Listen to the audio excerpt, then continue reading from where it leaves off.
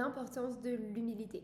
Alors l'humilité, c'est être persuadé que tout nous vient de Dieu, que rien ne vient de nos propres efforts personnels, de ce qui viendrait de nous en fait.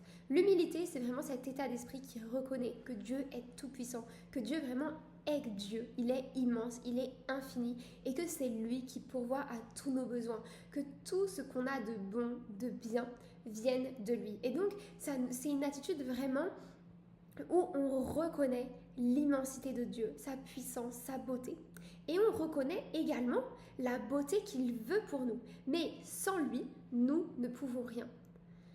Et donc c'est ici que la conversion se fait dans l'humilité. En fait, il y a un appel à vivre la conversion dans l'humilité. Parce que lorsque l'on vit cette conversion dans l'humilité, la conversion, elle est véritable et Dieu peut nous donner toute la force dont nous avons besoin pour transformer notre manière d'agir. Et donc, Saint Jacques écrit « Abaissez-vous devant le Seigneur et il vous élèvera ». Et donc là, il fait référence à un principe spirituel qu'on retrouve ailleurs dans la Bible. Lorsque l'homme s'élève de lui-même, eh bien Dieu l'abaisse. C'est automatique quasiment.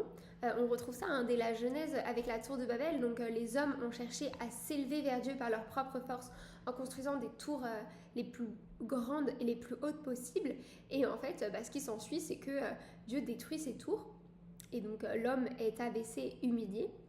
Lui qui avait cherché à s'élever vers Dieu par ses propres forces, parce que la logique de Dieu et la logique de la vérité est tout autre.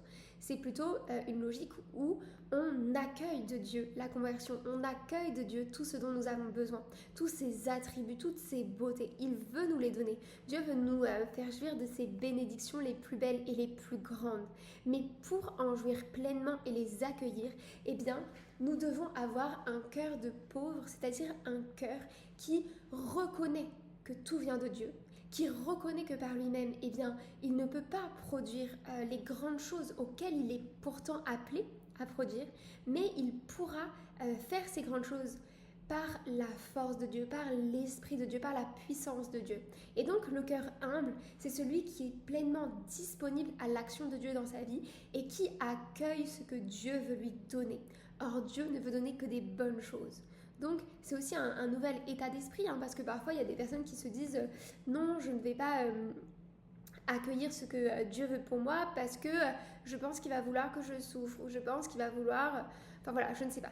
Parfois des gens qui ne sont pas encore persuadés que Dieu ne veut que du bien pour nous. Au début de la lettre de Saint Jacques, on se souvient que Dieu ne donne que du bien. Il ne donne jamais la tentation. Ce n'est pas Dieu qui donne la difficulté. En revanche, quand la difficulté vient, eh bien Dieu ouvre la porte de sortie. Il prépare une issue glorieuse pour nous.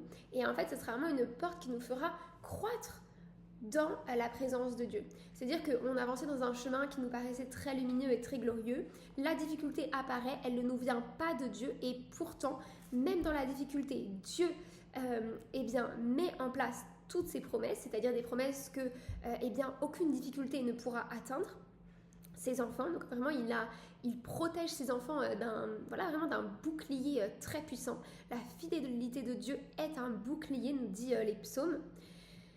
Et ensuite, dans cette épreuve, donc le feu ne pourra pas brûler les enfants, l'eau ne pourra pas les noyer, enfin vraiment toutes les grandes difficultés ne pourront pas l'atteindre. Il les traversera en s'appuyant sur le Seigneur. Et ensuite, l'issue, ça les fera grandir dans la connaissance de Dieu et dans la présence de Dieu. C'est une promesse que Dieu nous fait et qui est éternelle. Et c'est justement ce qui est synthétisé dans une des lettres de Saint Paul, lorsque Saint Paul écrit « Nous le savons du reste, tout concourt au bien de ceux qui aiment Dieu. » Et il s'agit d'un bien qui est supérieur à celui qui était déjà dans la vie de l'individu. Donc on a cette invitation à nous abaisser, à faire preuve d'humilité devant Dieu. Et Dieu ensuite nous élève en nous donnant, en fait.